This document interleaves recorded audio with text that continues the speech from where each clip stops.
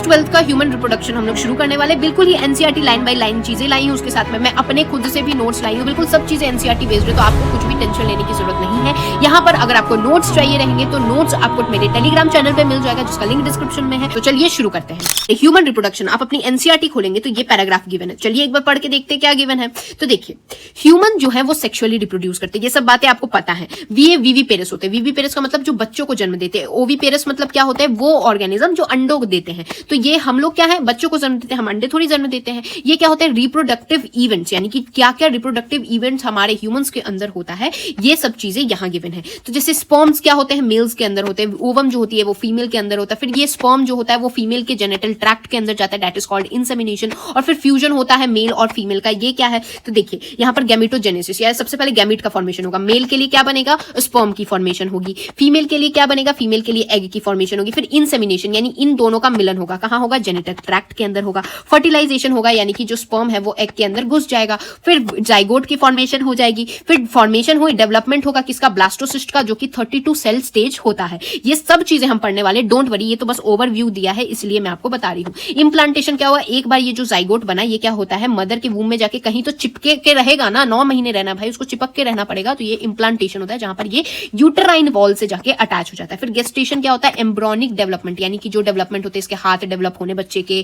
फिर हेयर कैसे डेवलप होता है, ये सब चीजें भी पढ़ेंगे, दैट इज गेस्टेशन। और फिर पार्चुरेशन, यानी बच्चे की डिलीवरी। तो ये सब चीजें हैं टोटल इन ओवरव्यू। अगर आप देखेंगे इस चैप्टर में हम क्या पढ़ेंगे, तो गैमेटोजेनेसिस, इंसेमिनेशन, फर्टिलाइजेशन, जाइगोट की formation, formation of blastocyst, implantation, फिर गेस्टेशन और फिर पार्चुरेशन पढ़ने वाले हैं। यहां पर स्पर्म क्या होता है, मेल गैमेट होता है ना। देखिए स्पर्म का फॉर्मेशन ओल्ड मैन में भी होता है, लेकिन वुमेन के लिए 50 साल के बाद ओवम का फॉर्मेशन रुक जाता है, जिसको हम लोग मेनोपॉज कहते हैं। तो चलिए शुरू करते हैं। सबसे पहले मेल रिप्रोडक्टिव सिस्टम के बारे में जानते हैं। तो मेल रिप्रोडक्टिव सिस्टम कहां लोकेटेड है, पेल्विस रीजन में, यानी नीचे वाले साइड पे लोकेटेड है, जहां क्या क्या चीजें हैं present, that is parts of testis है, एक्सेसरी डक्ट्स है, ग्लैंड्स है, एक्सटर्नल जेनेटेरिया है। तो पार्ट्स ऑफ टेस्टिस क्या है, ये होते हैं primary sex organs. Accessory duct, glands और जो एक्सटर्नल जेनेटेरिया, एक्सटर्नल जेनेटेरिया क्या, जैसे पेनिस और स्क्रोटम होते हैं, ये सब बातें हम पढ़ेंगे। ये सब चीजें क्या होती है, सेकेंडरी सेक्स ऑर्गन्स होती है। तो प्राइमरी क्या है, टेस्टिस, जो पार्ट्स ऑफ टेस्टिस होते हैं, ये होते हैं प्राइमरी सेक्स ऑर्गन्स। तो ये गिवन है diagrammatic sectional view of male pelvis, यानी पेल्विस यानी नीचे का रीजन है। यहाँ पर क्या क्या चीजें गिवन है, ये हम सब एक एक करके पढ़ेंगे।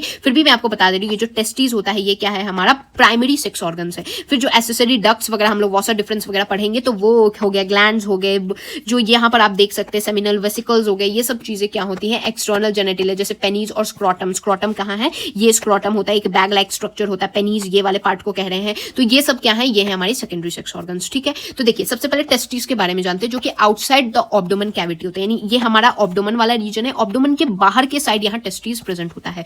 क्यों प्रेजेंट होता है, क्योंकि इसको लो टेम्परेचर की जरूरत रहती है। तो मेल्स के बॉडी के अंदर हाई टेम्परेचर होता है, तो इसको लो टेम्परेचर की जरूरत होती है। तो 2 से 2.5 डिग्री कम टेम्परेचर, जितना आपकी बॉडी की टेम्परेचर है ना, उससे 2 to 2.5 डिग्री कम टेम्परेचर चाहिए होता है। इसलिए ये क्या होता है, बाहर के साइड होता है। ये किस लिए चाहिए होता है, ताकि स्पर्म का जेनेसिस हो पाए, यानी स्पर्मेटोजेनेसिस हो पाए, ताकि स्पर्म की फॉर्मेशन हो पाए। तो इससे आपको एक और बात पता चल गई कि टेस्टिस के अंदर ही स्पर्मेटोजेनेसिस, दैट इज स्पर्म की फॉर्मेशन होती है। लेकिन अगर टेस्टिस बाहर है, तो टेस्टिस को होल्ड करने वाली भी कोई चीज होगी। तो एक बैग लाइक स्ट्रक्चर आप देख रहे हैं, इस बैग लाइक स्ट्रक्चर को हम लोग स्क्रोट्रम कहते हैं। तो स्क्रोट्रम क्या होता है, एक बैग लाइक स्ट्रक्चर होता है, जो कि जिसके अंदर टेस्टिस प्रेजेंट होती है। टेस्टिस क्या होता है, ओवल शेप का, आपको दिख रहा है, ओवल शेप्ड का होता है। विड्थ में अगर आप देखेंगे, यानी कि चौड़ाई में, तो ये क्या होता है, 2 से 3 सेंटीमीटर लंबे होते हैं। और अगर आप लेंथ में देखेंगे तो 4 to 5 सेंटीमीटर। ऐसे याद कर लीजिए, 2 3 4 5। तो 2 3 यानी विड्थ और 4 5 यानी लेंथ। ठीक है, तो स्क्रोटम क्या है, समर के वक्त में रिलैक्स हो जाएगा। क्यों, क्योंकि हमें पता है कि हमें कम टेम्परेचर चाहिए होगा, तो ये रिलैक्स हो जाएगा, बिल्कुल खुला खुला हो जाएगा। और विंटर के वक्त में कॉन्ट्रैक्ट हो जाता है। ये बातें आपको पता चल गई। अब टेस्टिस के अंदर, ये जो आप ओवल शेप्ड टेस्टिस देख रहे हैं, इस टेस्टिस के अंदर होते हैं टोटल 250 कंपार्टमेंट्स, यानी इस तरीके से घर है, मान लीजिए। ठीक है, डिफरेंट डिफरेंट घर है। इन घर को हम लोग कहते हैं टेस्टिकुलर लोब्यूल, जिसके अंदर 1 से 3 highly coiled seminiferous tubules present रहते हैं, जहां पर एक्चुअली में स्पर्म की जेनेसिस, यानी स्पर्मेटोजेनेसिस, जहां स्पर्म की फॉर्मेशन होती है। तो टेस्टिस के अंदर 250 compartment that is testicular lobules होता है, जिसके अंदर 2 से 3 हाईली कॉइल्ड सेमिफिनस ट्यूब्यूल्स प्रेजेंट होते हैं। उस ट्यूब्यूल्स के अंदर स्पर्मेटोजेनेसिस होती है। इसको और डिटेल में भी पढ़ना है, ठीक है। तो देखिए ये वाला डायग्राम बिल्कुल आपको क्लियर कर देगा। तो ये क्या है, हमारा टेस्टिस रीजन है। टेस्टिस रीजन में आप देखिए यहां पर क्या है, टेस्टिकुलर लोब 250 कंपार्टमेंट होते हैं और हर कंपार्टमेंट में 1 से 3 सेमिनिफेरस ट्यूब्यूल्स प्रेजेंट होते हैं जहां स्पर्म की जेनेसिस होती है। ये जो ट्यूब्यूल्स हैं, अब देखिए यहां से टेस्टिकुलर लोब्यूल आपको दिख रहा है, इस लोब्यूल से जो निकली इसको क्या बोलेंगे, रेटी टेस्टिस बोलते हैं। और रेटी टेस्टिस के बाद जो जुड़ के रेटी टेस्टिस जुड़ के क्या बना रही है, वासा इफ्रेंशिया बना रही है। और वासा इफ्रेंशिया एक जगह कहां मिल रहे हैं, वो है एपिडिडाइमिस। और एपिडिडाइमिस से यहां कहां जा रहे हैं, ये वाला पार्ट जो है दैट इज वासा डिफरेंस के लिए जा रहे हैं, ठीक है। इसके ऊपर आप एक कवरिंग देख रहे हैं। ये कवरिंग क्या है, ये होता है ट्यूनिका एल्ब्यूजिनिया की एक व्हाइट कवर होती है। एपिडिडाइमिस एनसीईआरटी में नहीं मेंशन्ड है, लेकिन मैं बता देना चाहती हूं, ये जो एपिडिडाइमिस होता है ना, इसको भी 3 पार्ट होते हैं। ये एपिडिडाइमिस आप देख रहे हैं, इसके 3 पार्ट होते हैं। एक होता है हेड, एक मिडल और एक टेल। तो जो हेड होता है इसको बोलेंगे कैप। हेड पे आप कैप पहनेंगे तो उसको कैप कट कहते हैं, बीच वाले को कॉर्पस कहते हैं और सबसे नीचे वाले को काउडा कहते हैं। नाउ क्या होता है मदर के वूम में, यानी जो ये जो आप 2 टेस्टिस देख रहे हैं ना, टेस्टिस हमेशा से ही ऐसे नहीं होते। माँ के पेट में जब बच्चे रहते हैं तो कोई टेस्टिस प्रेजेंट नहीं होती है बैग में। फिर एक इंग्यूनल कैनाल आता है। इंग्यूनल कैनाल लाता है 2 टेस्टिस, ठीक है, और 2 टेस्टिस लाके यहाँ छोड़ देता है और गुबर्नाकुलम से ये दोनों टेस्टिस इस तरीके से अटैच हो जाते हैं। तो यानी माँ के पेट में टेस्टिस प्रेजेंट नहीं होता है, फिर बाद में आता है इंग्यूनल कैनाल से, ठीक है। तो एक कंडीशन आती है क्रिप्टोर्शिडिज्म। इसमें क्या होता है कि टेस्टिस जब स्क्रोटम में आया ही नहीं, यानी टेस्टिस ऊपर ही रह गया, ये आया ही नहीं, तो ये एक कंडीशन होती है। अब देखिए सेमिनिफेरस जो ट्यूब्यूल्स होते हैं, ये जो मैंने आपको बताया कि ये है हमारा सेमिनिफेरस ट्यूब्यूल, ठीक है। इसके बारे में थोड़ा डिटेल अब जान रहे हैं। तो इस सेमिनिफेरस ट्यूब्यूल के ऊपर लाइनिंग बनी रहती है। सबसे पहले male germ cell that is spermatogonia और फिर सर्टोलाइज सेल जिसको नर्व सेल कहते हैं, उसकी लाइनिंग होती है। ये यहाँ आप एनसीईआरटी का डायग्राम देख सकते हैं। ये सर्टोलाइज सेल स्पर्मेटोगोनिया, तो ये क्या है, इस तरीके से लाइनिंग बनी रहती है। ये जो स्पर्मेटोगोनिया होता है वही मियोसिस करके स्पर्म बनाता है, जिसका और डिटेल्ड प्रोसेस है। और जो सर्टोलाइज सेल होती है ये क्या होगी, नर्व सेल होती है, जो कि न्यूट्रिशन देती है जर्म सेल, यानी कि इस स्पर्म को न्यूट्रिशन देने का काम करती है, दैट इज सर्टोलाइज सेल। अब देखिए रीजन आउटसाइड सेमिनिफेरस ट्यूब्यूल, यानी जो सेमिनिफेरस ट्यूब्यूल है उसके बाहर क्या है,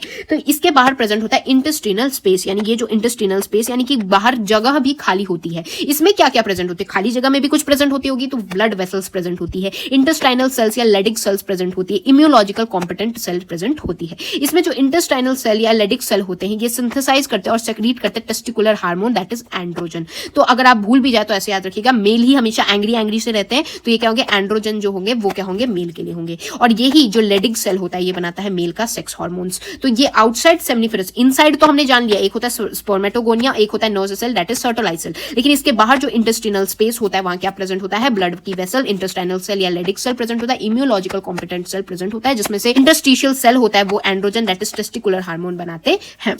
यहां तक हमने टेस्टिस के बारे में पढ़ लिया। अब एक्सेसरी डक्ट्स के बारे में पढ़ते हैं, दैट इज रेटिटेस्टिस, वॉसा इन्फ्रेंशिया, एपिडिडाइमिस और वॉसा डिफरेंस, जो मैंने यहाँ पर आपको पार्ट्स लेबल करके बताए थे कि अब हम क्या करेंगे, इसके और इसके बारे में पढ़ने वाले हैं। इसका एक्सेसरी है, यानी कि कुछ चीज में हेल्प कर रहा होगा, तो किस के में हेल्प कर रहा है, तो जब यहाँ पर हमारे स्पर्म की फॉर्मेशन होती है, तो जब यहाँ स्पर्म की फॉर्मेशन होगी तो बाहर किससे जाएगा, तो इसी रास्ते से जाएगा ना। तो क्या, रेटिटेस्टिस से फिर वॉसा इन्फ्रेंशिया, फिर एपिडिडाइमिस, फिर वॉसा डिफरेंस के पास जाएगा। तो यही कैसे अब ट्रांसपोर्ट होगा देखिए।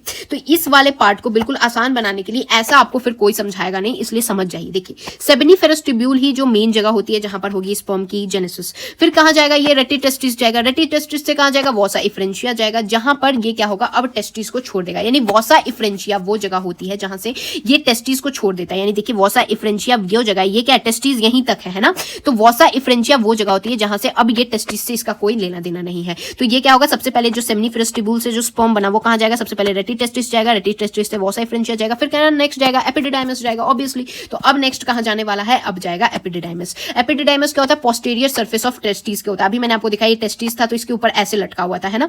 तो ये जो होता है उसको एपिडिडाइमिस कहते हैं, जहां पर स्पर्म को ये टेम्पोररी स्टोर करता है जब तक जरूरत नहीं होती है। फिर वॉसा डिफरेंस के थ्रू ये बाहर भेजता है, यानी कि अब एपिडिडाइमिस क्या करता है, कुछ देर के लिए तो स्टोर करता है, उसके बाद वॉसा डिफरेंस यानी इससे बाहर की तरफ भेजेगा।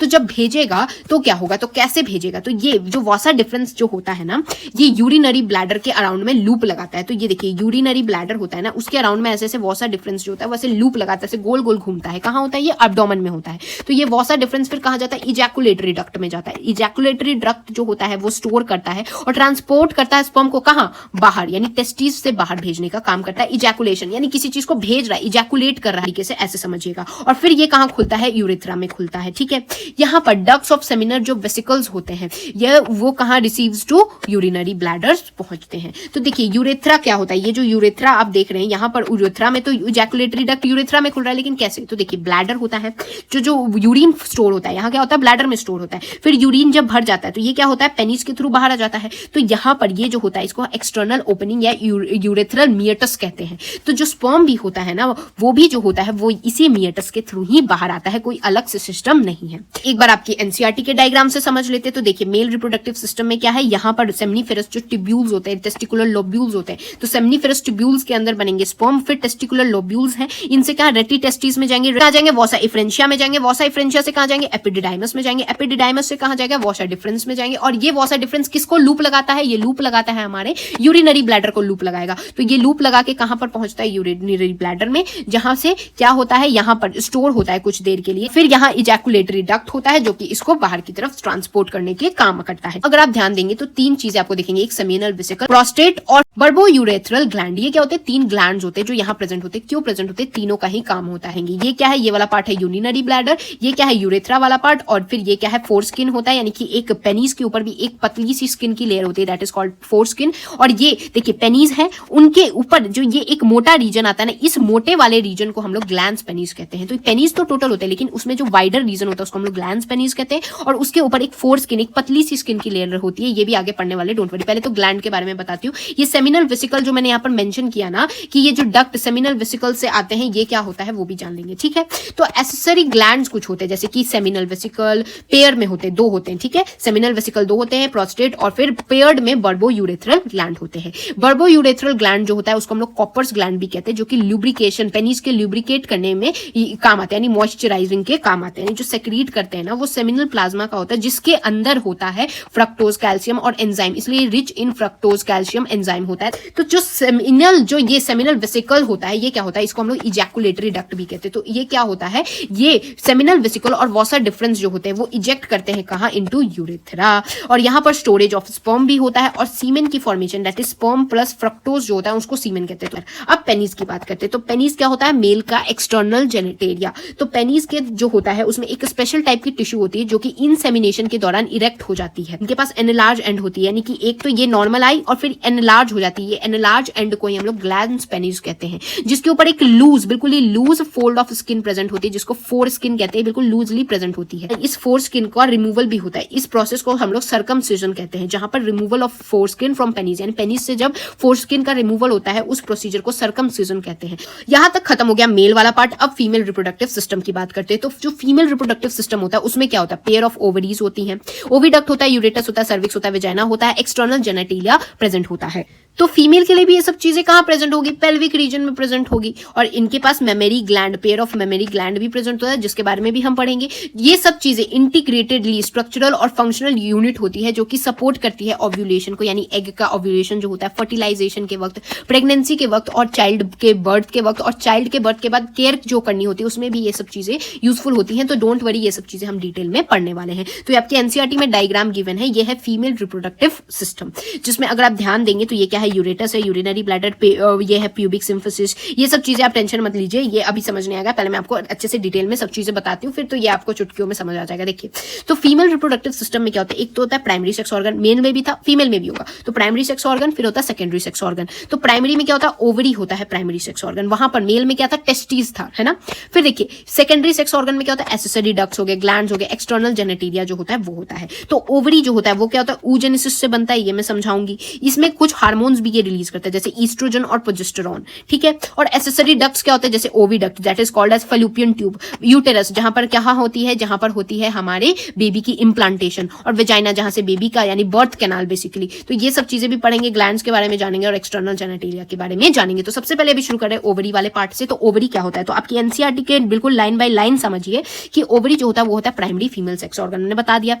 ये प्रोड्यूस करता है female gamete, that is oven. तो मेल के लिए टेस्टी चीज क्या प्रोड्यूस कर रहा था, स्पर्म प्रोड्यूस कर रहा था। फीमेल के लिए जो प्राइमरी सेक्स ऑर्गन है वो क्या प्रोड्यूस कर रहा है, ओवम प्रोड्यूस कर रहा है। और साथ में कुछ हार्मोन्स जैसे कि ओवेरियन हार्मोन्स जो कि मैंने यहाँ आपको बताया, जो ईस्ट्रोजन और प्रोजेस्टेरॉन को रिलीज करते हैं। ये कहाँ लोकेटेड होते हैं, लोअर यानी नीचे के एब्डोमेन के साइड में लोकेटेड होते हैं, यानी एब्डोमेन के नीचे के साइड और लोकेटेड है। ये ओवरी कितने लंबी होती है, ओवरीज जो होते हैं वो 2 to 4 सेंटीमीटर इन लेंथ होते हैं और ये कनेक्टेड होते हैं पेल्विक की वॉल से एंड यूटेरस से बाय लिगामेंट्स। क्या होता है, ये ओवरी है। ओवरी यहाँ देखिए, ये पेल्विक की वॉल है, यूटेरस है ना, तो इससे कनेक्टेड किस चीज से है, ये एक लिगामेंट होता है जिससे चीजें कनेक्ट होती है। तो ये वाले पार्ट को ओवरी कह रहे हैं, जो कि 2 से 3 सेंटीमीटर बड़ी होती है। ओके, नाउ यहाँ पर जो ओवरी होती है ना, उसके ऊपर एक लेयर होती है। इस लेयर का नाम होता है थिन एपिथेलियम की कवर होती है। और ओवरी के अंदर जो चीज होती है उसको हम लोग कहते हैं ओवेरियन स्ट्रोमा। ओवेरियन स्ट्रोमा जो होता है उसमें आउटर कॉर्टेक्स और इनर मेडुला होता है। आउटर कॉर्टेक्स यानी पेरिफेरल कॉर्टेक्स और इनर मेडुला प्रेजेंट होता है और बाहर कवरिंग पे क्या होता है, थिन एपिथेलियम की कवरिंग होती है। तो ये आपने जान लिया, ओवरी यहीं पर बनेगा हमारा ओवम। अब देखिए, from the periphery of each ovary to uterus एक फेलोपियन ट्यूब जो कि 10 to 12 सेंटीमीटर लॉन्ग होता है। यानी कि ये जो आप देखिए, ये ओवरी है, ओवरी से क्या निकला, एक आपको यहाँ पर एक लंबी सी पाइप दिख रही है। ये पाइप क्या होती है, ये होती है फेलोपियन ट्यूब। नाम ही कह रहा है ट्यूब है कोई चीज। ये क्या होता है, ये होता है पेरिफेरी ऑफ ईच ओवरी, यानी दोनों ओवरी, एक इधर ओवरी एक इधर ओवरी, दोनों के लिए एक एक फेलोपियन ट्यूब दे रखा है। तो इसका फेलोपियन ट्यूब का डिफरेंट पार्ट्स होता है। यहाँ है ओवरी से निकली क्या, फेलोपियन ट्यूब। फेलोपियन ट्यूब में अगर आप देखेंगे तो यहाँ पर एक होता है इस्थमस, फिर होता है एम्पुला। एम्पुला जो होता है वो वाइडेस्ट रीजन होता है, फिर इनफंडिबुलम। तो देखिए, इनफंडिबुलम क्या हो गया, फिंगर आपको समझ आ रहा होगा। तो इनफंडिबुलम में ही फिम्बरे प्रेजेंट होते हैं। तो इनफंडिबुलम में क्या होता है, फिंगर लाइक प्रोजेक्शन होती है। फिर एम्पुला जो होता है, एम्पुला किसी चीज को एम्पलीफाई कर रहा है यानी बड़ा कर रहा है, यानी ये सबसे वाइडेस्ट पोर्शन होती है और यहीं पर फर्टिलाइजेशन अकर होती है। तो ampulla is the fertilization site. और फिर क्या होती है, ये वाले पार्ट को इस्थमस कहते हैं और इस टोटल को हम लोग फेलोपियन ट्यूब कहते हैं।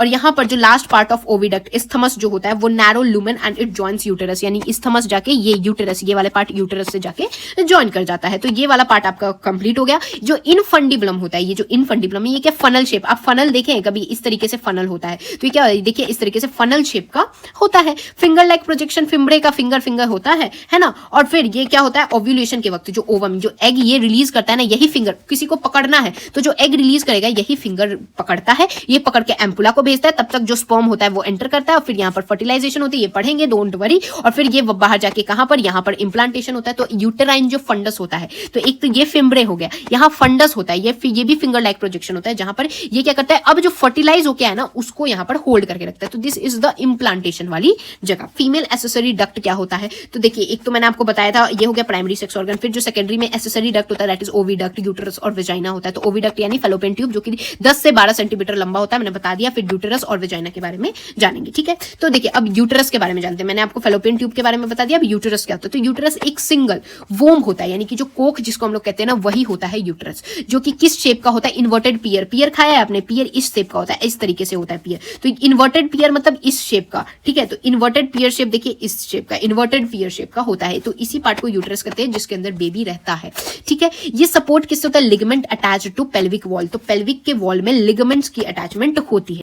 और ये ओपन किसमें होता है, vagina, that is a narrow cervix. तो ये कहां ओपन हो रहा है, नैरो सर्विक्स में ओपन हो रहा है, that is called as vagina. तो वेजाइना में जाके ये खुलता है और ये खुलता जो है ना, यहाँ पर वेजाइना अलोंग विथ ये जो सर्विकल कैनल है ना, उसको हम लोग क्या बोलते हैं, बर्थ कैनाल बोलते हैं। तो ये वाले पूरे एरिया को हम लोग बर्थ कैनाल बोलते हैं, यानी कि बच्चे का जन्म, बच्चा यहाँ पर रहता है, ये वूम है मदर का, लेकिन जन्म किससे लेता है, इस बर्थ कैनाल से लेता है। देखिए, वॉल्स यानी जो यूटेरस की वॉल है, यानी कि इसकी जो दीवारें हैं वो किससे बनी है, तो इसका दीवार में 3 लेयर्स ऑफ टिश्यू होती है, जहां पर एक्सटर्नल सबसे बाहरी तरफ एक thin layer of membranes perimetrium होती है, मिडिल में क्या होती है, thick layer of smooth muscle myometrium होती है और इनर में एक ग्लैंडुलर लेयर ऑफ एंडोमेट्रियम होती है। तो देखिए, एंडोमेट्रियम हो गया, इसके फिर यहाँ क्या हो गया, मायोमेट्रियम हो गया और सबसे बाहर की तरफ क्या होता है, पेरीमेट्रियम हो गया। तो जो एंडोमेट्रियम होती है ना, ये वाली जो आप रीजन देख रहे हैं, ये रीजन ही होती है जहां पर पीरियड्स अकर होते हैं, यही शेड होती है एवरी मंथ। तो कौन सी वॉल शेड होती है, तो यूटेरस की जो एंडोमेट्रियम वाली वॉल होती है वो शेड होती है, मायोमेट्रियम नहीं होती है,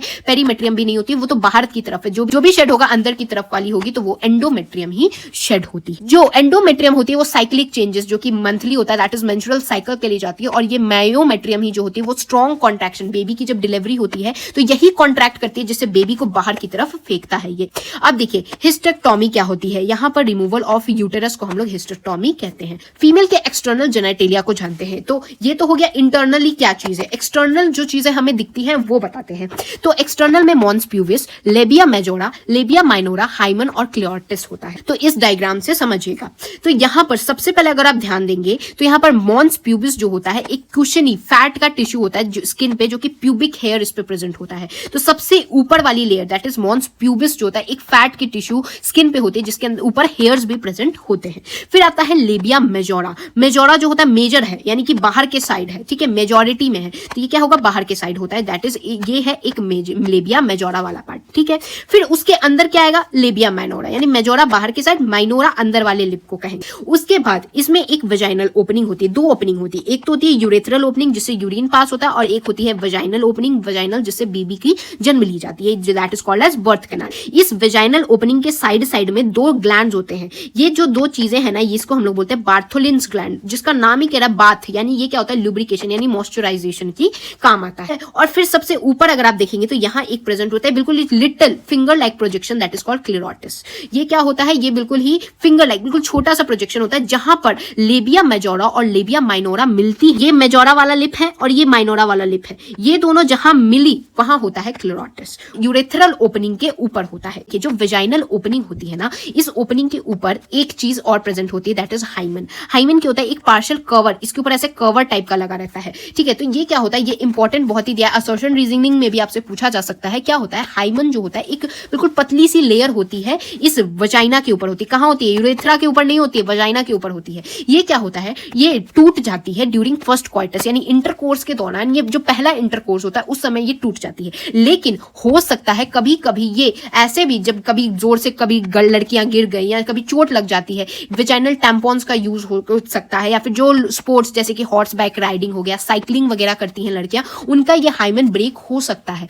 तो ये जो हाइमन है वो कोई ये रिलायबल इंडिकेटर नहीं है किसी की वर्जिनिटी या सेक्सुअल एक्सपीरियंस का। तो हाइमन का होना या ना होना मैटर नहीं करता है। क्यों नहीं करता है, क्योंकि हाइमन कभी कभी नॉर्मली साइकिलिंग राइडिंग या कभी गिरने पड़ने से भी टूट जाती है, और कभी कभी तो पहले क्वाइटस के बाद भी, फर्स्ट इंटरकोर्स के बाद भी नहीं टूटती, कभी कभी वो बस साइड पे हो जाती है। तो ये प्रेजेंस या एब्सेंस, हाइमन का प्रेजेंस या एब्सेंस किसी की वर्जिनिटी या सेक्सुअल अपीयरेंस को नहीं बताता है। एक फंक्शनल मेमोरी ग्लैंड होता है, फीमेल्स में प्रेजेंट होता है, जो कि सारी फीमेल्स जो होती हैं, मैमल्स होती हैं, उनका ये इंपॉर्टेंट चीज होता है जिसको ब्रेस्ट कहते हैं, जो कि पेयर्ड में यानी दो प्रेजेंट होते हैं। यहाँ पर ग्लैंडुलर टिश्यू और variable amount of fat present होते हैं। ग्लैंडुलर टिश्यू भी प्रेजेंट हो गया और फैट भी प्रेजेंट होते हैं, थोड़ा सा मोटापा चर्बी प्रेजेंट होती है। जो ग्लैंडुलर टिश्यू होते हैं ना, वो डिफरेंट ईच जो होते हैं वो 15 से 20 मेमोरी लोब्स में होते हैं। अब देखिए ऐसे मैं समझाऊंगी तो आपको समझ नहीं आएगा, इसलिए मैंने यहाँ पर लेके आई हूँ क्योंकि मुझे आपको इजी बना के बताना है। तो देखिए जो ग्लैंडुलर टिश्यू और फैट होते हैं वो डिवाइडेड होते हैं किस में, 15 से 20 मेमोरी लोब्स में। तो ये जो मेमोरी लोब्स होते हैं, मेमोरी लोब्स में ऐसे ऐसे डिफरेंट 15 से 20 मेमोरी लोब्स होते हैं, ठीक है। इनके अंदर क्लस्टर्स ऑफ एल्वियोलाई प्रेजेंट होता है, ये बहुत ही clusters of alveoli, mammary alveoli present होता है, किसके अंदर, लोब्स के अंदर प्रेजेंट होता है, जो कि मिल्क सेक्रीट करते हैं। और यहाँ पर स्टोर्ड किसमें होता है, कैविटी होता है, ल्यूमेन होता है, जिसके अंदर ये चीजें स्टोर होके रखी जाती है, यानी मिल्क स्टोर होके रहती है। फिर मेमोरी ट्यूब्यूल आता है।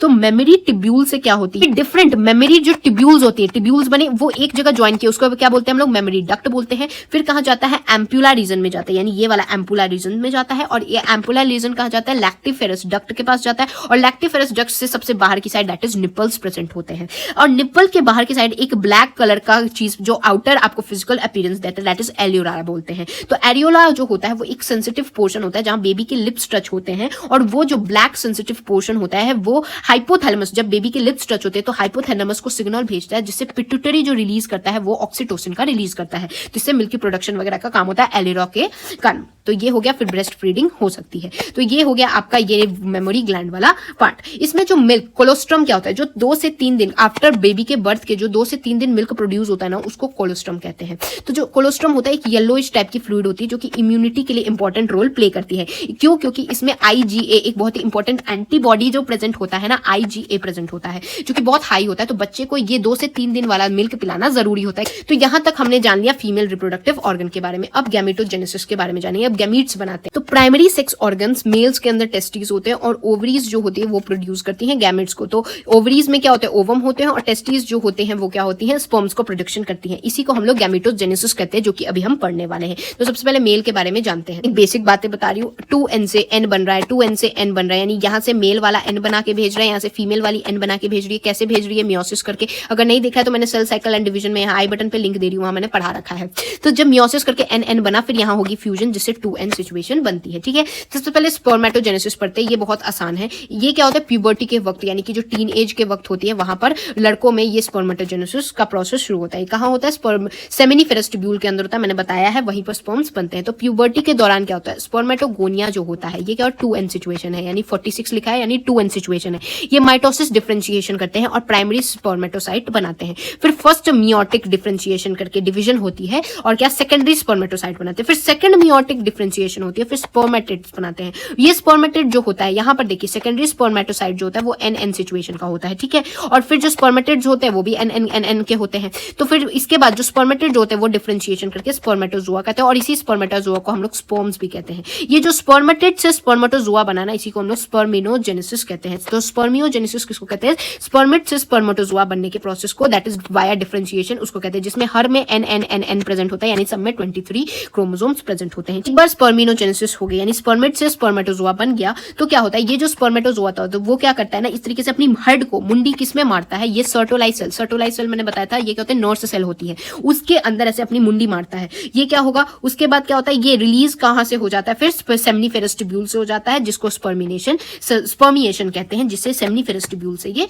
रिलीज हो जाते हैं स्पर्म्स। तो ये हो गया स्पर्मियोजेनेसिस का प्रोसेस। तो यहाँ पर कुछ हार्मोन्स भी रिलीज होते हैं, जैसे secretion of gonadotrophic releasing hormone GnRH जो होता है, ये क्या होता है, एक हाइपोथैलेमिक हार्मोन होता है। ये एक्ट जाके करता है एंटीरियर पिट्यूटरी ग्लैंड पे और स्टिमुलेट करता है किसको, गोनाडोट्रोफिन्स को, जो कि दो तरह के हार्मोन रिलीज करते हैं, एक LH दूसरा FSH। LH मतलब ल्यूटिनाइजिंग हार्मोन और दूसरा होता है फॉलिकल स्टिमुलेटिंग हार्मोन। इसमें LH का क्या काम होता है, ये act at the Leydig cells जो होते हैं उसमें काम करता है, जो कि stimulate synthesis and secretion of androgen जो हार्मोन होता है उसको, और एंड्रोजन क्या करता है, वो स्टिमुलेट करता है प्रोसेस ऑफ स्पर्मेटोजेनेसिस, यानी स्पर्म्स बनाने की प्रोसेस क्रिया को करता है ये एंड्रोजन ही। FSH जो होता है वो कहाँ काम करता है, ये सर्टोलाई सेल पे काम करता है। तो सर्टोलाई सेल पे काम करते हैं, ये स्टिमुलेट करता है और सेक्रीट करता है कुछ फैक्टर्स जिससे कि हेल्प हो सके ये प्रोसेस में। तो यहाँ पर देखिए LH में क्या हो रहा है, एंड्रोजन जो हो रहे हैं वो प्रोसेस ऑफ स्पर्मेटोजेनेसिस कर रहे हैं, और FS जो क्या वो ऐसे फैक्टर्स रिलीज कर रहा है जिससे इस प्रोसेस में हेल्प हो जाए। और ये सब किससे हो रहा है, ये हो रहा है गोनाडोट्रोफिन्स के, that is anterior pituitary gland के सेक्रीशन के कारण हो रहा है। अब देखिए स्पर्म का स्ट्रक्चर जानते हैं। तो यहाँ पर अगर आप ध्यान देंगे तो एक हेड होता है, यानी सर वाला, मुंडी वाला रीजन, फिर एक गर्दन का यानी नेक रीजन आता है, फिर एक मिडिल पीस आता है, मिडिल पीस के बाद एक लंबी सी पूंछ आती है। ओके, यहाँ मिडिल पीस पे अगर आप ध्यान देंगे तो मिडिल पीस पे माइटोकॉन्ड्रिया प्रेजेंट होता है। तो आपको मैथ वालों भी बच्चों को पता होगा, mitochondria is the power house of the cell. तो पावर हाउस यानी ये एनर्जी सोर्स है, और ये कहाँ, मिडिल पीस में प्रेजेंट है। तो ये एनर्जी किसी लिए ही चाहिए होगी इसको, तो इसको एनर्जी इसलिए चाहिए ताकि ये स्विम कर पाए, ये अपनी ओवम तक पहुंच पाए। इसके लिए जो एनर्जी है वो मिडिल पीस के माइटोकॉन्ड्रिया देता है।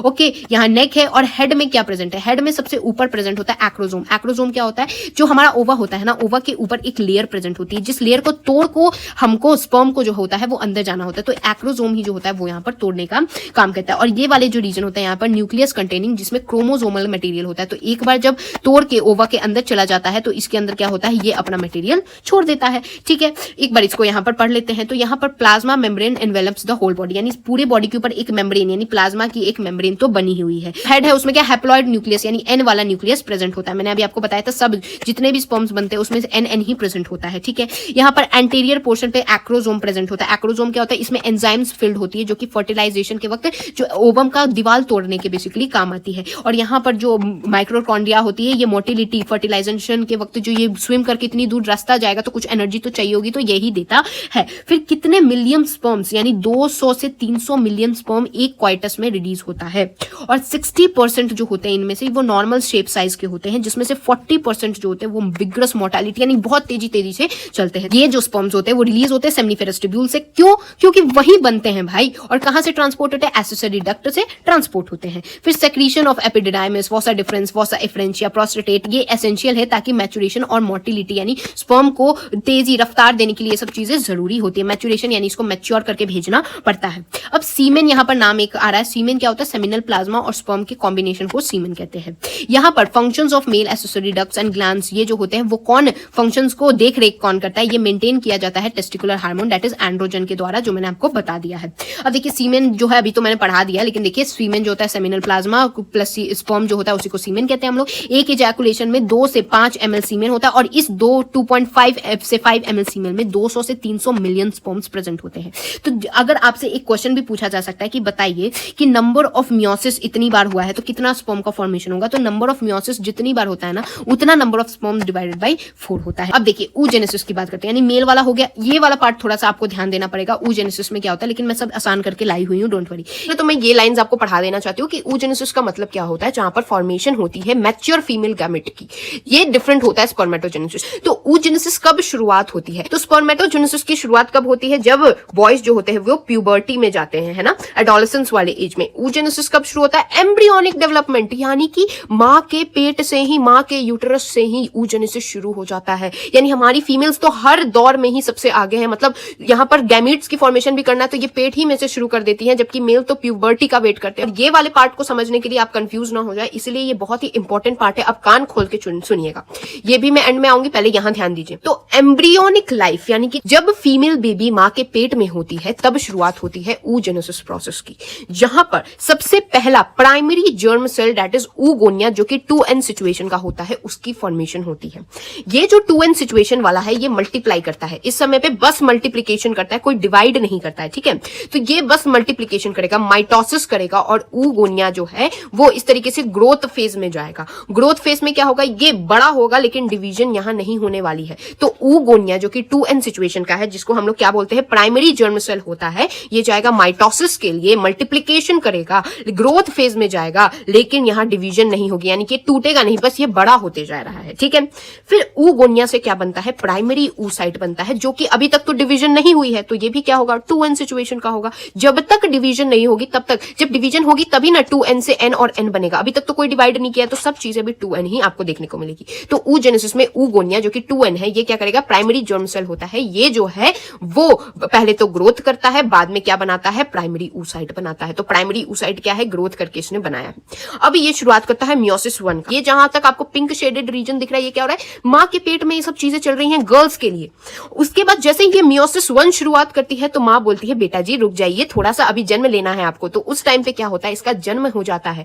तो प्राइमरी oocyte जो होता है वो कब अरेस्ट हो जाता है, प्रोफेज 1 के जो डिप्लोस्टीन स्टेज होता है ना, उस टाइम पे जो बेबी गर्ल होती है वो वहां पर अरेस्ट हो जाती है। उसका जो प्राइमरी oocyte होता है वहीं तक बन के छूट जाता है, फिर बच्चे का बर्थ हो जाता है। बर्थ हो जाता है, ये अपनी चाइल्डहुड जीती है, और आराम से जब 12 साल की एज में पहुंचती है तब वापस से हाइपोथैलेमस जो है वो GnRH रिलीज करता है और बताता है कि अरे जो तुमने पिछला प्रोसेस जो एम्ब्रियोनिक लाइफ में ही शुरू कर दिया था, अभी तक खत्म नहीं किया, मैंने तो तुमको रोकने के लिए कहा था। तो प्रोफेज 1 के डिप्लोटीन स्टेज पे तो रुक गई, अब जब तुम इतनी बड़ी हो गई, 12 साल की हो गई, तो अब वापस से कंटिन्यू तो करो। से प्यूबर्टी जैसे ही हिट करता है तो ये हाइपोथैलेमस उसको याद दिलाता है, बेटा जो आपने पिछला प्रोसेस इतना अच्छे से शुरू कर रखा था ना, अब इसको वापस से रिज्यूम करिए, जो अभी तक रोक रखा है अब वापस से रिज्यूम करिए। तो ये हाइपोथैलेमस जो होता है वो क्या, एंटीरियर पिट्यूटरी से follicle stimulating hormone that is FSH को रिलीज कराता है। तो FSH का रिलीज करने के बाद ये अब प्यूबर्टी में क्या करती है, कंप्लीट करती है अपना मियोसिस 1, जो इस टाइम पे अरेस्ट हो गया था, इस टाइम पे स्टॉप हो गया था क्योंकि इसको जन्म लेना था। अब यहां पर मियोसिस 1 कंप्लीट हो गई। मियोसिस 1 के बाद होगा डिवीजन। अभी तक चीजें डिवाइड नहीं हुई हैं, सब 2n की ही है, ठीक है। अब जब होंगी डिवीजन, डिवीजन कैसे होती है, यहां होती है अनइक्वल साइटोकाइनेसिस। क्या होता है कि देखिए, एक तो मेल का स्पर्म आएगा और फीमेल का एग होगा, जिसको क्या करना होता है, फ्यूजन करना होता है। चल के कौन आता है, स्पर्म चल के आता है अपनी फीमेल के पास, है ना, फीमेल तो नहीं जाती है मेल के पास। तो जो मेल होगा उसको दूरी ट्रैवल करनी है, दूरी ट्रैवल करनी है, तो ये अपना बिल्कुल ही लाइट वेट रखना चाहते हैं।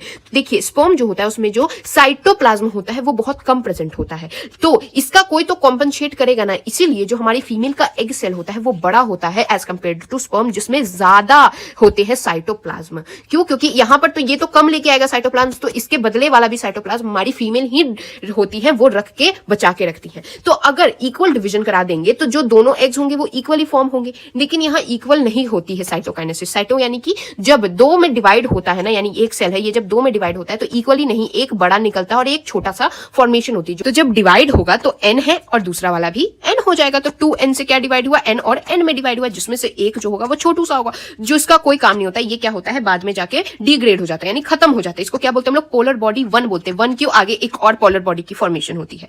तो और जो दूसरा बनता है उसको बोलते हैं सेकेंडरी oocyte बोलते हैं। तो सेकेंडरी oocyte की अब फॉर्मेशन हुई। तो यहां तक प्राइमरी oocyte थी, मियोसिस 1 पे अटक गई थी, अब जाके यहां पर क्या हो रही है, सेकेंडरी oocyte की फॉर्मेशन हो रही है और साथ में एक पोलर बॉडी की फॉर्मेशन हो रही है। ये क्या होती है, हर महीने फॉर्मेशन होती है, ठीक है।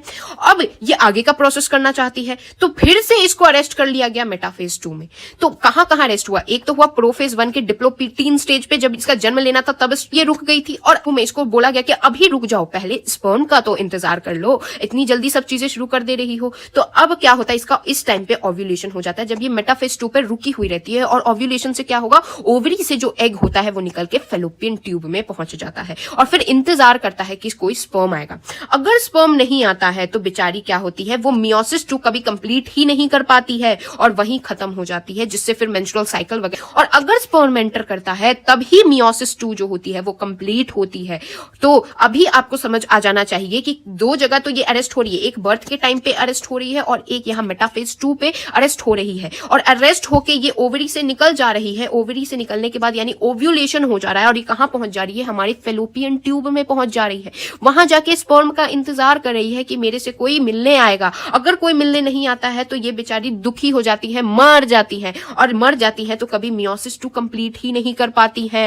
इनका यहीं तक तो मियोसिस 1 कंप्लीट हुआ था, उसके बाद मियोसिस 2 कंप्लीट ही नहीं होता है। अगर स्पर्म एंट्री लेता है तभी मियोसिस 2 कंप्लीट होता है और मियोसिस 2 के कंप्लीट होने के बाद होती है फिर से अनइक्वल डिवीजन, अनइक्वल साइटोकाइनेसिस होती है। एक बड़ा सा गैमीट बनता है और एक फिर से एक छोटू सा सेकंड पोलर बॉडी बनता है। तो यहां पर एक क्या बना था, आपने देखा था, यहां पर हमने बनाया था एक पोलर बॉडी। और अब जब मियोसिस 2 कंप्लीट होगी तो मियोसिस 2 के कंप्लीट होने के बाद यहां पर दो तो बने, लेकिन यहां पर भी सेकंड पोलर बॉडी बनती है जो रिग्रेस हो जाती है, यानी खत्म हो जाती है। और जो एक और बड़ा वाला बनता है जो कि एन सिचुएशन का ऑब्वियसली होता है, ये भी एन ही का होता है, तो ये वाला जो होता है वो फीमेल गैमेट दैट इज ओवा बनता है। तो अब आपको समझ आ जाना चाहिए किस तरीके से oogenesis हो रही है।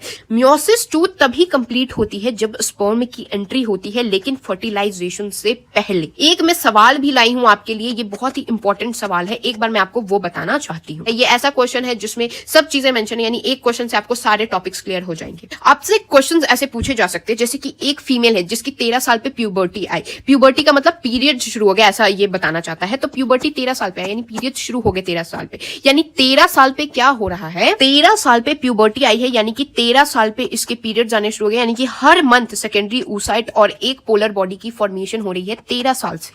ठीक है, अब समझ आ गया, जब प्यूबर्टी आ रही है तो क्या हो रही है, सेकेंडरी oocyte और पोलर बॉडी की फॉर्मेशन होगी। और क्या बता रहा है कि 50 साल पे मेनोपॉज आ गया। मैं बता देती हूँ, मेनोपॉज वो टाइम होता है जिस समय पे पीरियड्स रुक जाते हैं। आ गया, इसके 2 बच्चे हैं और एक अबॉर्शन हुआ है जिसका 2 महीने का था, बेसिकली अबॉर्शन हुआ है। तो हमें बताना है कितने नंबर ऑफ oocyte और ओवम जो है वो फॉर्म्ड हुए होंगे उसकी पूरी लाइफ साइकिल में। बहुत आसान है, आप बस एज कैलकुलेट करिए। तो ये टोटल कितने साल के, 50 साल तक हमें देखना है कि पीरियड्स आए, यानी 50 साल तक यहाँ पर सेकेंडरी oocyte और फर्स्ट पोलर बॉडी की फॉर्मेशन हुई होगी, है ना।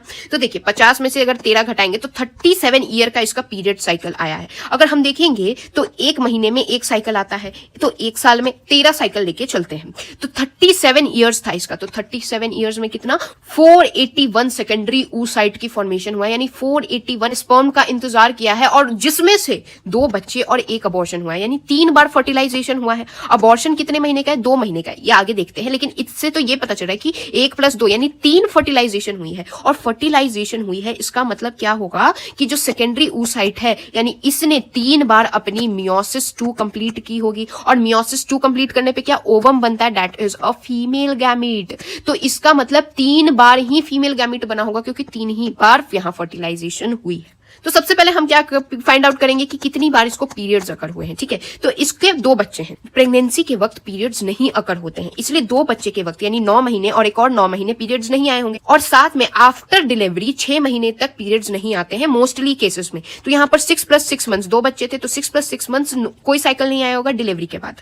और 2 महीने का अबॉर्शन है, यानी 2 महीने भी तो साइकिल नहीं आया होगा पीरियड का, तो 2 महीने का भी नो साइकिल है। क्यों, क्योंकि यहाँ पर अबॉर्शन हुआ है। तो टोटल देखा जाए तो कितने महीने नहीं आया, 32 टाइम्स कोई पीरियड्स नहीं आए। इसमें से 481 में से कितनी बार, 32 बार तो पीरियड्स आए ही नहीं है। तो 481 में से कितनी बार पीरियड्स आए हैं, यानी 449 बार पीरियड्स आए हैं। और 449 बार क्या oocyte की फॉर्मेशन हो रही है। लेकिन ओवम की फॉर्मेशन कब होगी, मैंने अभी आपको बताया कि ओवम की फॉर्मेशन तभी होगी जब होगी फर्टिलाइजेशन। ओवम की कब कब फॉर्मेशन होगी, जब होगी फर्टिलाइजेशन। और फर्टिलाइजेशन कब कब हुई है, 2 और 1 अबॉर्शन है, तो 3 बार तो हुई है। तो इसका मतलब 3 बार ही ओवम प्रोड्यूस हुआ होगा। अब आपको क्लियर हो हो जाना चाहिए कि ओवम जो है वो 3 ही बार प्रोड्यूस हुआ। फर्टिलाइजेशन से पहले चीजें oocyte तक ही रहती हैं। अब मैं यहाँ पर एक आपके एनसीईआरटी में पैराग्राफ गिवन है, इसके बारे में मैं आपको बताना चाहती हूँ। तो ये बहुत ही एक और इंपॉर्टेंट चीज आ जाती है, इसलिए मैं यहाँ पर अपने नोट्स लाई हूँ जिससे आपको कभी कोई प्रॉब्लम नहीं आने वाली है।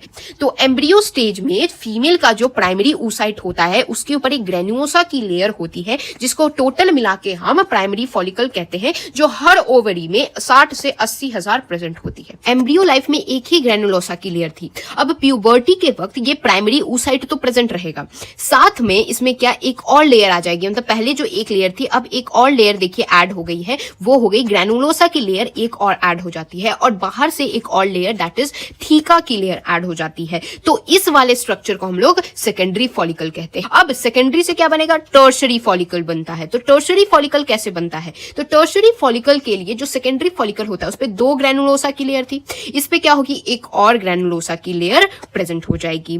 फिर ये वाला जो आप प्राइमरी oocyte देख रहे हैं ये क्या बन जाता है, सेकेंडरी oocyte बन जाता है, जो कि रिच इन साइटोप्लाज्म होता है, यानी साइटोप्लाज्म इसमें मस्त प्रेजेंट रहता है। तो ये क्या हो जाता है, सेकेंडरी oocyte बन जाता है। फिर जो यहाँ पर मैंने आपको थीका की लेयर बताई थी, ये थीका की लेयर 2 लेयर्स में हो जाती है, दैट इज एक थीका एक्सटर्ना और एक थीका इंटरना। एक्सटर्ना वाला यानी बाहर के साइड और इंटरनल वाला अंदर के साइड हो जाता है। अब जो सेकेंडरी oocyte है ना उसमें क्या है, रिच इन साइटोप्लाज्म, लेकिन उसमें साथ में एक छोटा सा आपको क्या एक fluid filled cavity that is antrum present रहता है। तो ये बन जाता है हमारा टर्शरी फॉलिकल का स्ट्रक्चर। अब ये क्या करता है, मैच्योर या ग्राफियन फॉलिकल बनाता है। तो अब ये होगा मैच्योर या ग्राफियन फॉलिकल, जहां पर जो एंट्रम था जो सेकेंडरी oocyte में फॉर्म होना शुरू हुआ था, अब ये मैच्योर हो जाता है और सेकेंडरी oocyte तो वही रहता है। और यहां पर एक न्यू मेम्ब्रेन का फॉर्मेशन होता है, दैट इज सेलुलर ग्लाइकोप्रोटीन की लेयर, एक और लेयर यहां पर इसके ऊपर फॉर्म होती है, जो कि इसके पास क्या होता है, कॉर्टिकल ग्रैनुअल प्रेजेंट होता है, जो कि सिर्फ एक स्पर्म की एंट्री देता है, यानी एक बार एक स्पर्म एंटर कर गया उसके बाद अगले स्पर्म को एंटर नहीं करने देता है। तो ये क्या है, जोना पेल्यूसिडा। याद रख लीजिए, पेल्यूसिडा यानी पैर से मार के भेज देता है, बोलता है नहीं एक ही स्पर्म की मैं एंट्री करने दूंगा। तो ये वाला पार्ट यहाँ गिवन था और ये आपका डायग्राम भी गिवन है। ये ब्लड वेसल है, ये है प्राइमरी फॉलिकल। अब ये जो रेड पार्ट देख रहे हैं इसको ही हम क्या बोल रहे थे, यहाँ पर मैं आपको एंट्रम बता रही थी। यहाँ क्या बनता है, सेकेंडरी फॉलिकल बनता है। फिर यहाँ टर्शरी फॉलिकल होता है जिसमें देखिए एंट्रम प्रेजेंट है, ये दिखा भी रहा है। फिर क्या बनता है, ग्राफियन यानी मैच्योर बनता है। फिर सेकेंडरी oocyte बनता है। तो यहाँ पर क्या होता है, ये ग्राफियन जो है वो क्या हो जाता है, बेसिकली फट जाता है, फट के क्या बनाता है, ये सेकेंडरी oocyte बनाता है। और ये सेकेंडरी oocyte ही बेसिकली यहाँ पर जो मैं आपको बता रही थी कि ये सेकेंडरी oocyte जो होता है वो हर महीने निकलता है और वेट करता है स्पर्म के एंट्री का। तो यही सेकेंडरी oocyte जो ओव्यूलेशन में आपको बोल रही थी, कहाँ, फैलोपियन ट्यूब के अंदर स्पर्म के वेट करने के लिए, यही यहाँ पर होता है। ये बेसिकली जहां पर क्या हो रहा है, ये फट के यहाँ पर ये क्या है हमारा, ये वाला पार्ट जो है ओवरी का है, तो ओवरी के बाहर यहाँ फैलोपियन ट्यूब होता है। तो ये सेकेंडरी oocyte फट के यहाँ पर वेट करता रहता है, अगर आया तो ठीक है, अगर स्पर्म नहीं आया तो मर जाता है कॉर्पस ल्यूटियम इस तरीके से फॉर्मेशन यानी डिग्रेड हो जाता है। तो इसी प्रोसेस को टोटल में ओव्यूलेशन कहते हैं। तो at this point I want to clear, एक आपको क्लियरली डिफरेंशिएशन बताना चाहती हूँ स्पर्मेटोजेनेसिस और oogenesis में, जो कि कितनी बार बोर्ड्स में भी सवाल आए हुए हैं, और एक बार ये जान गए तो उसके बाद तो आपको चीजें क्लियर है। तो स्पर्मेटोजेनेसिस और oogenesis की पहली डिफरेंस है, जो मेल वाला होता है वो कब प्यूबर्टी में चीजें शुरुआत करता है, जबकि oogenesis में कहाँ शुरुआत होती है, एम्ब्रियोनिक लाइफ में शुरुआत होती है। एम्ब्रियोनिक यानी माँ के पेट से ही शुरुआत कर देती है, फीमेल्स एकदम सुपर एक्टिव होती है। अब यहाँ पर देखिए जो स्पर्मेटोजेनेसिस होती है उसमें इक्वल साइटोकाइनेसिस होता है, यानी आप देख सकते हैं एक सेल 2 में डिवाइड कर रहा है, 2 से 4 में डिवाइड कर रहा है और चारों एक तरह के स्पर्म्स का फॉर्मेशन हो रहा है। लेकिन यहाँ पर oogenesis में मैंने आपको बताया था कि इनको बस डिवाइड करने से मतलब था कि इनको n सिचुएशन चाहिए था, जिसमें एक में इनको ज्यादा मटेरियल चाहिए था, इसलिए इन्होंने एक छोटी सी पोलर बॉडी बना के इसको फेंक दी और एक वाले को क्या कर दिया, बड़ा सा बना दिया, जिसकी जरूरत होगी, जो ही बाद में जाके ओवम बनने वाला है। तो ये क्या होता है कि अनइक्वल साइटोकाइनेसिस करते हैं, जहां पर एक छोटा और एक बड़ा का फॉर्मेशन करवाते हैं। तो ये हो गया दूसरा डिफरेंस। तीसरा डिफरेंस क्या हो गया कि यहाँ पर स्पर्म की जो फॉर्मेशन है, यहाँ पर 4 तो स्पर्म्स बनेंगे ही बनेंगे। एक बार प्यूबर्टी पे प्रोसेस शुरू हो गई तो 4 स्पर्म्स बनना जरूरी है। लेकिन फीमेल में क्या होता है, यहाँ पर ये स्पर्म पे डिपेंड करती है। अगर स्पर्म एंट्री लेता है तभी ये मियोसिस 2 कंप्लीट करती है, नहीं तो वहीं मर जाती है। कभी मियोसिस 2 कंप्लीट ही नहीं कर पाती है, ओवम की फॉर्मेशन ही नहीं हो पाती है। तो oogenesis यानी जो फीमेल वाली है वो मेल वाले का इंतजार करती है, उस पर डिपेंडेंट होती है। अगर वो आया तभी ओवम बनता है, नहीं तो मियोसिस 2 भी कंप्लीट ये नहीं कर पाती है। लेकिन स्पर्मेटोजेनेसिस में ये बिल्कुल खुले खुले हैं, कुछ भी हो, बर्बाद हो, कुछ भी हो, लेकिन 4 स्पर्म्स बनने कंपलसरी होते हैं। अब स्पर्मेटोजेनेसिस और oogenesis की लास्ट डिफरेंस ये है कि ये पूरा का पूरा प्रोसेस जो आप देख रहे हैं प्यूबर्टी पे शुरू होता है और कंप्लीटली टेस्टिस के अंदर स्पर्मेटोजेनेसिस होता है। लेकिन oogenesis की साइट्स डिफरेंट हो जाती है। सबसे पहले तो वो पेट में चीजों को शुरू कर देती है, यहाँ तक क्या होता है ओवरी में चीजें चलती है, लेकिन जैसे ही मेटाफेज 2 पे चीजें अरेस्ट हो जाती है तब तक इसका ओव्यूलेशन हो जाता है, जिससे ये फेलोपियन ट्यूब में पहुंच जाती है। तो जो मियोसिस 2 कंप्लीट होती है वो कहां होती है? फेलोपियन ट्यूब में कंप्लीट होती है। यानी दो जगहों पे ये मैं इधर चली मैं उधर चली, तो फीमेल का मन कभी एक जगह नहीं रुकता। इसी से याद रखिए कि ये दो जगह पे अपनी पूरी कंप्लीट प्रोसेस कंप्लीट करती हैं। अब देखिए मेंस्ट्रुअल साइकिल क्या होता है। ये हर फीमेल प्राइमेट्स जैसे मंकीज, एप्स और ह्यूमन बीइंग सब में एक रिप्रोडक्टिव साइकिल होता है, किसमें? फीमेल्स के अंदर, जिसको पीरियड्स भी कहा जाता है। जहां पर फर्स्ट मेंस्ट्रुअल यानी पहले कब शुरू होता है? ये प्यूबर्टी के दौरान यानी टीनेज के दौरान शुरू होता है, जिसको हम लोग मेनार्क कहते हैं, जो कि हर इंटरवल ऑफ 28 से 29 दिन के इंटरवल पे चलता है और एक मेंस्ट्रुएशन के बाद अगला मेंस्ट्रुएशन आता है। इसी चीज को हम लोग मेंस्ट्रुअल साइकिल कहते हैं। यहाँ डे 1 से डे 5 क्या होता है? मेंस्ट्रुएशन होता है यानी पीरियड्स अकर होते हैं। फिर डे 5 से क्या होता है? यहाँ देखिए primary follicle, secondary follicle, tertiary follicle, फिर ग्राफियन फॉलिकल। जो ग्राफियन फॉलिकल होता है ना, फिर वो फूटता है, उसी को ओव्यूलेशन कहते हैं। तो डे 14 पे ही ओव्यूलेशन होती है।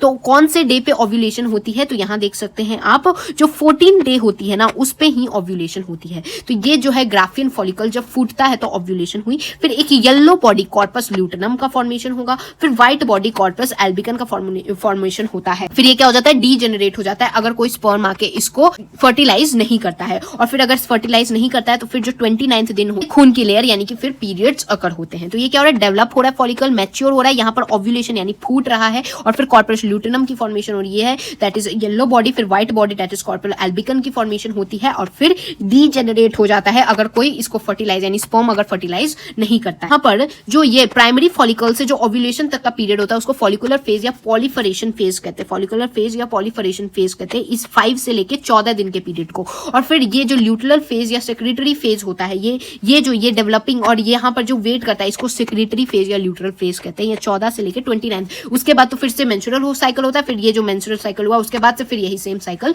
बार बार रिपीट होता रहता है। तो डे 28 पे तो सारी वुमेन्स के लिए फिक्स है कि डे 14 पे ही यहाँ पर ओव्यूलेशन होती है।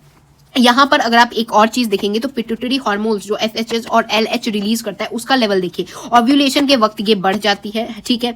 और इसके बाद यहाँ देखिए ओवेरी जो हार्मोन रिलीज करता है वो क्या होती है? ईस्ट्रोजन और प्रोजेस्टेरॉन। वो क्या होती है? ओव्यूलेशन के वक्त ईस्ट्रोजन बढ़ जाता है, प्रोजेस्टेरॉन डाउन रहता है, फिर बाद में प्रोजेस्टेरॉन बढ़ता है, फिर ईस्ट्रोजन भी बढ़ता जाता है। तो ये क्या हो रहा है? बेसिकली इस तरीके से ग्राफ बनता है जहां पर ये इस साइड पे चीजें बढ़ती हैं ओवेरियन हार्मोन के लेवल्स, और FHS और LH के लिए क्या होता है? ये जो कि पिट्यूटरी हार्मोन रिलीज करता है ये ओव्यूलेशन के वक्त ज्यादा होती है, ठीक है। तो मेंस्ट्रुअल फ्लो कितने दिन तक होता है? 3 से 5 दिन तक होता है। जहां एंडोमेट्रियम की लाइनिंग यानी जो यूटेरस के अंदर की लाइनिंग मैंने बताई थी वो टूटती है। ब्लड वेसल जो कि लिक्विड फॉर्म में होता है किससे बाहर आता है? वेजाइना से बाहर आता है। ये अगर ओवम फर्टिलाइज नहीं होता है तभी होता है। और अगर ओवम फर्टिलाइज हो गया यानी कि स्पर्म ने आके ओवम को फर्टिलाइज कर दिया यानी जाइगोट की फॉर्मेशन हो गई है, इसका मतलब क्या होता है कि पीरियड्स अकर नहीं होते। जब पीरियड्स अकर नहीं होते तो इसका मतलब ये भी होता है कि प्रेगनेंसी हो गई है। ये हर बार जरूरी नहीं होता है कि अगर पीरियड्स नहीं हो रहे तो इसका मतलब प्रेगनेंसी होती है। क्यों होती है? कभी कभी स्ट्रेस और पुअर हेल्थ कंडीशन जैसे PCOS या PCOD के कारण भी लड़कियों को नहीं होती है। यहाँ पर मेंस्ट्रुअल जो फेज होता है उसके बाद क्या आता है? फॉलिकुलर फेज मैंने बता दिया है। फिर क्या आता है? जहां पर प्राइमरी फॉलिकल जो है वो बड़ा होता है, फिर मैच्योर ग्राफियन फॉलिकुलर बनता है, फिर एंडोमेट्रियम जो होता है वो रीजनरेट होता है। यानी देखिए एंडोमेट्रियम की लेयर देखिए धीरे धीरे रीजनरेट हो रही है। फिर जैसे ही कोई चीज फर्टिलाइज नहीं कर रही है तो फिर से टूट जाती है, ब्रेक डाउन हो रही है एंडोमेट्रियम की लेयर, फिर बाद में रीजनरेट होती है। इस तरीके से चीजें चलती हैं। ओवरी जो होता है वो यूट्रस में होता है। ये different changes in the level of pituitary और ओवरियन हार्मोन्स मैंने आपको बता दिए हैं। प्रेगनेंसी के दौरान कोई मेंस्ट्रुअल यानी पीरियड्स अकर नहीं होते हैं। और in the absence of fertilization जो कॉर्पस ल्यूटेनम होता है ये वाला जो चीज होता है वो क्या हो जाता है? वो डीजेनरेट हो जाता है कोई अगर आके इसको फर्टिलाइज नहीं करता है तो। और फिर ये जो साइकिल होता है ना हर 30 दिन में होती रहती है, लेकिन वुमेन में 50 साल के बाद ये पॉज ले लेती है और इसी पॉज को हम लोग मेनोपॉज कहते हैं। इसके बाद वुमेन्स को पीरियड्स अकर नहीं होते हैं। ये साइक्लिक मेंस्ट्रुएशन जो होता है वो नॉर्मल रिप्रोडक्टिव फेज को बताता है कि फीमेल का जो रिप्रोडक्टिव सिस्टम है वो नॉर्मली काम कर रहा है और ये मेनार्क से मेनोपॉज तक चलता है। अब देखिए एक और यहाँ क्वेश्चन है कि साइकिल जो है वो 40 दिन का है, तो बताइए ओव्यूलेशन कब हुआ होगा? तो देखिए 40 दिन का साइकिल है तो 40 में से मैंने आपको बताया था कि एक फिक्स्ड पीरियड पे ही होती है हर फीमेल का ओव्यूलेशन, दैट इज 14वें दिन पे ही ओव्यूलेशन होती है। तो 40 में से अगर आप 14 घटाएंगे तो क्या 26 आ जाएगा, तो 26 दिन पे ओव्यूलेशन हुई होगी। तो कितने भी डेज का साइकिल है, अगर 30 डेज का है तो उसमें से 14 घटा देंगे, जो आएगा वो टाइम होगा जिस टाइम पे ओव्यूलेशन हुई होगी। आपको मैंने पूरा मेंस्ट्रुअल साइकिल वगैरह पढ़ा दिया है, तो इसमें एक आपकी एनसीईआरटी में एक इंपॉर्टेंट चीज गिवन है। एग्जाम पॉइंट ऑफ व्यू से देखा जाए तो इतना इंपॉर्टेंट नहीं है, लेकिन यहाँ पर एक बेसिक सिविक सेंस और यहाँ पर बेसिक बच्चों को अगर अपनी लाइफ में इंप्लीमेंट करना है तो उसके लिए मेंस्ट्रुअल हाइजीन जरूरी होता है। ये क्या होता है, हाइजीन और सैनिटेशन यानी साफ सफाई जरूरी होता है मेंस्ट्रुअल साइकिल के दौरान लड़कियों के लिए, जहां बाथिंग और क्लीनिंग हमेशा जरूरी होता है, यानी नहाना और साफ सुथरा रहना चाहिए। सैनिटरी नैपकिन जो होते हैं उनको हमेशा ही क्लीन सैनिटरी नैपकिन यूज करना चाहिए, और जो होममेड पैड्स को यूज करते हो हर 4 से 5 घंटे में एज पर रिक्वायरमेंट डिस्पोज करना चाहिए सैनिटरी नैपकिन को, और प्रॉपर्ली रैप करके बिल्कुल अच्छे से, मतलब पेपर या किसी चीज से रैप करके आपको फेंकना चाहिए, ना कि इधर उधर कचरा नहीं फैलाना चाहिए। इसको कहां नहीं फेंकना चाहिए, टॉयलेट्स के ड्रेनेज पाइप में। बच्चे अपने टॉयलेट में तो नहीं ड्रेनेज पाइप में फेंकते, लेकिन हाँ जैसे स्कूल्स हो गए, जो पब्लिक प्लेसेस हो जाते हैं, बच्चे वहां बदमाशी करते हैं, जो कि क्या कर देते हैं, ड्रेनेज पाइप में ये चीजें फेंक देते हैं, जिससे ब्लॉकेज की प्रॉब्लम वगैरह आती है। तो ये सब चीजें नहीं करना चाहिए, और ये यूज करने के बाद, इसको अच्छे से डिस्पोज करने के बाद आपको सोप से हैंड वॉश करना जरूरी होता है। तो अब बात करते हैं फर्टिलाइजेशन और इम्प्लांटेशन की। इसके बाद सारा चैप्टर बहुत आसान है। तो आप देखिए यहाँ पर कॉप्युलेशन, क्वाइटस जो होता है उसमें क्या होगा, सीमेन जो होता है वो पेनिस के थ्रू वेजाइना में जाता है, तो वेजाइना में पेनिस के थ्रू जाता है, तो इससे क्या हो रहा है, ये बेसिकली इंसेमिनेट करता है। फिर जो स्पर्म्स होते हैं वो जल्दी जल्दी जल्दी जल्दी स्विम करते हैं, यानी कि बिल्कुल ऐसे ऐसे तेज जाते हैं वो अपनी फीमेल को ढूंढने के लिए। तो ये पेनिस जो है वो इजैकुलेट करता है स्पर्म को, कहां, वेजाइना के अंदर, और फिर इनकी रेस शुरू होती है कि कौन सबसे पहले यहां ओवम को ढूंढने वाला है। तो जैसे ही शुरुआत होती है तो सबसे पहले तो 2 रास्ते दिखते हैं, एक इस साइड का रास्ता, एक इस साइड का रास्ता। अब लक बाय चांस जो इस तरफ मुड़ गए उनका तो ये बर्बाद हो जाएगा, और कोई इस तरफ मुड़ गए तो ठीक है। अब यहाँ पर कंपटीशन यहाँ भी खत्म होती है। तो देखिए क्यों, क्योंकि ओवरी का जो सेकेंडरी साइड है वो तो एक ही साइड रिलीज होता है, या तो इस साइड या इस साइड। अब उनके लक पे, स्पर्म्स के लक पे डिपेंड करता है कि वो किस साइड मुड़े हैं। ये क्या करते हैं, रैपिडली स्विम करते हैं, सर्विक्स से जाते हैं यूट्रस के अंदर, और फिर एम्पुला रीजन, फैलोपियन ट्यूब के एम्पुला रीजन, ये वाले रीजन को बेसिकली कहते हैं, यहीं पर फर्टिलाइजेशन होती है, जो कि सबसे वाइडेस्ट रीजन होता है। तो ये जाके तुरंत यहाँ पर एम्पुला रीजन में जाते हैं, जहां पर फर्टिलाइजेशन साइट होती है। The ovum released by ovary जो होता है वो भी एम्पुला में जाके वेट कर रहा होता है, और फिर यहाँ ओवम और स्पर्म जो होते हैं वो साइमल्टेनियसली निकलते हैं। अब इसीलिए यही क्वेश्चन आता है कि व्हाई ऑल कॉपुलेशन, क्यों नहीं सारे कॉपुलेशंस फर्टिलाइजेशन कराते हैं, क्यों, क्योंकि कभी ऐसा हुआ कि ये स्पर्म तो गया लेकिन एग प्रेजेंट नहीं था। अगर साइमल्टेनियसली निकला है, यानी एग भी रिलीज्ड है और स्पर्म भी पहुंचा है, तभी फर्टिलाइजेशन हो सकती है। वरना क्या होता है कि अगर स्पर्म पहले चला गया, एग बाद में निकला, या एग पहले आ गया, स्पर्म बाद में आया, तो इससे क्या हो, इसीलिए फर्टिलाइजेशन नहीं होती। तो यही वो रीजन है कि सारे कॉपुलेशन से फर्टिलाइजेशन या प्रेगनेंसी क्यों नहीं होती। तो फर्टिलाइजेशन क्या होता है, fusion of sperm with ovum, यानी ओवम जो है उस पे क्या आ रहा है, स्पर्म आके ऐसे टक्कर मारते हैं, इसको ही फर्टिलाइजेशन कहते हैं। इसमें एक लेयर होती है, एक बेसिकली एक दीवार होती है, जो दीवार क्या मैंने आपको बताया था, जोना पेल्यूसिडा की होती है, जो कि सिर्फ एक ही स्पर्म की एंट्री करने देगी। तो जो स्पर्म सबसे पहले इस दीवार को तोड़ के अपना जेनेटिक मटेरियल अंदर डाल देगा, उसको बस जाने देगी। उसके बाद जो बचेंगे उसको बोलेगी नहीं नहीं भाई अब मैं नहीं जाने दूंगी, पेल्यूसिडा पैर मार के इसको बाहर भेज देगी। ठीक है, आप सोचेंगे इस दीवार को तोड़ने के लिए स्पर्म कहां से कैसे तोड़ेगा, तो इसके आगे, अगर आपको मैंने जब स्पर्म का स्ट्रक्चर बताया था, तो वहां एक एक्रोसोम आगे की साइड प्रेजेंट होता है, जो कि क्या निकालता है, सेक्रीशंस निकालता है, जिससे यहां पर इसका जो बाहर का चीजें हैं वो क्या होती है, टूटती हैं। तो ये जो रेस है, इस रेस में मिलियंस की रेस होती है, जिसमें सिर्फ एक ही यहां जीतता है, और वो जीतने वाले इंसान आप हैं। अपनी जिंदगी की पहली, वो भी मिलियंस की रेस में आप यहां जीते थे। तो एट दिस पॉइंट जो यहां पर मैंने आपको बताया था कि जब स्पर्म एंट्री करेगा तो नेक्स्ट क्या होगा, कंप्लीट होगा मियोसिस 2, अनइक्वल साइटोकाइनेसिस होगा, और क्या बनेगा, फीमेल गैमीट, दैट इज अब ओवा बनेगा, और एक सेकंड पोलर बॉडी बनेगी। तो ये बात जो मैंने बताई थी अब ये होगा, क्यों, क्योंकि अब हो गई फर्टिलाइजेशन, स्पर्म आ गया है, तो अब होगी ये वाली चीज। सेकंड मियोटिक डिवीजन होगा, अनइक्वल होगा, और सेकंड पोलर बॉडी, और हैप्लॉइड ओवम जो ऊर्टिड जिसको कहते हैं उसकी फॉर्मेशन कहती है। और ये बहुत ही जल्दी, ये जो हैप्लॉइड न्यूक्लियस है वो फ्यूज एक दूसरे से करेंगे और फिर डिप्लॉइड जाइगोट बनाएंगे, यानी एन और एन मिलके क्या 2n वाले जाइगोट, इसलिए तो हम 2n फिल जन्म लेते हैं। तो ये हो गया आपके फर्टिलाइजेशन के बारे में। तो फर्टिलाइजेशन में क्या हो रहा है, मेल है, मेल क्या होता है, XY होता है, और फीमेल क्या होती है, XX होती है। तो फीमेल का ओवम, मेल का स्पर्म, ये मेल वाला क्या है, ये हैप्लॉइड ही आता है, एन वाला, दूसरा और फीमेल वाला भी एन ही रहता है, हैप्लॉइड ही रहता है, दोनों का फर्टिलाइजेशन होता है, जाइगोट की फॉर्मेशन हो रही है। तो n प्लस में n क्या होता है, 2n बनेगा। तो ये क्या हो गए, डिप्लॉइड कंडीशन के हम जन्म लेते हैं। अब देखिए यहां पर एक क्वेश्चन है, ये क्वेश्चन बहुत ही ट्रिकी क्वेश्चन है, लोगों को समझ नहीं आता है। देखिए एक कपल के 12 बच्चे हैं, जिनमें से 10 लड़कियां हैं और 2 लड़के हैं। तो अगर कोई पूछे कि बताइए क्या प्रोबेबिलिटी है कि अगर 13th चाइल्ड होगा तो वो 13th चाइल्ड लड़की हो, तो बहुत लोग दिमाग लगाएंगे कि मोस्टली तो इनको लड़की हो रही है, 10 लड़कियां हैं, 2 ही लड़के हैं, तो जो 13वां बच्चा होगा 90% चांस होगा कि लड़की ही होगी। ये आपको अपना दिमाग नहीं लगाना है। Always there is a 50-50 chance. कोई दिमाग नहीं लगाइए, कितनी भी दे रखी होती है। अगर बोले रहती कि 100 लड़कियां हैं और 10 लड़के हैं, फिर भी यहां पर 50% चांस ही होता कि जो 111वां बच्चा होगा वो लड़का होगा कि लड़की होगी। तो ये जो है प्रोबेबिलिटी के क्वेश्चंस पूछे जाते हैं, बच्चे उल्टा मार्क करके ही आ जाते हैं। अब देखिए यहां पर जो मैंने बताया जाइगोट 2n की कंडीशन बनी, ये जाइगोट जो है फिर वो डिवाइड करता है यानी एक जाइगोट था, ये क्या करेगा, अपने खुद में डिवाइड करेगा, यानी कि डिफरेंट डिफरेंट देखिए इस तरीके से 4 सेल्स इसने बना दिए। इस प्रोसेस को हम लोग कहते हैं क्लीवेज या माइटोसिस कहते हैं। और इस तरीके से 2 से 4, 4 से 8, 8 से 16 डॉटर सेल्स बनते जाते हैं, जिसको हम लोग ब्लास्टोमियर कहते हैं। अगर ऐसे नहीं समझ आ रहा है, इस तरीके से याद कर लीजिए, ब्लास्ट, कोई चीज ब्लास्ट होगी तो टुकड़ों में बट जाएगी, तो हमारा जाइगोट भी बेसिकली टुकड़ों में ही बट रहा है। 8 से 16 ब्लास्टोमियर्स प्रेजेंट होते हैं, तो इसको हम लोग मोरुला कहते हैं, यानी कि एक नाम दे दिया गया। अगर 8 से 16 प्रेजेंट होंगे तो मोरुला कहेंगे, और यही मोरुला जो होते हैं वो डिवाइड करके ब्लास्टोसिस्ट बनाते हैं। तो यहां पर आपके एनसीईआरटी में भी एक फोटो गिवन है, ABCD यहां पर देखिए लिखा हुआ है कितनी अच्छी तरीके से। तो देखिए सबसे पहले देखिए यहां पर ए दिया है, ए में क्या है, ये है हमारा एग बैठा हुआ है। बी क्या हुआ, बी में फर्टिलाइजेशन हुई, यानी ये है हमारा एम्प्यूला रीजन। और फिर यहां देखिए ये क्या हो रहा है, जाइगोट डिवाइड हो रहा है, डिवाइड हो के ये क्या बना रहा है, ब्लास्टोमियर्स है, जिसको मोरुला किसको कह देंगे, मोरुला वो ब्लास्टोमियर होता है जिसमें 8 से 16 ब्लास्टोमियर प्रेजेंट होते हैं, तो उसको क्या बोलेगा, मोरुला बोलेगा। फिर मोरुला से क्या होगा, ये ब्लास्टोसिस्ट बनेगा, तो जो मोरुला है वो फिर डिवाइड करके ब्लास्टोसिस्ट बनाएगा। और फिर जो ब्लास्टोसिस्ट बनेगा ना, ये ब्लास्टोसिस्ट जाके कहीं पर तो अटक के रहेगा, इसको 9 महीने तक मां के पेट में रहना है,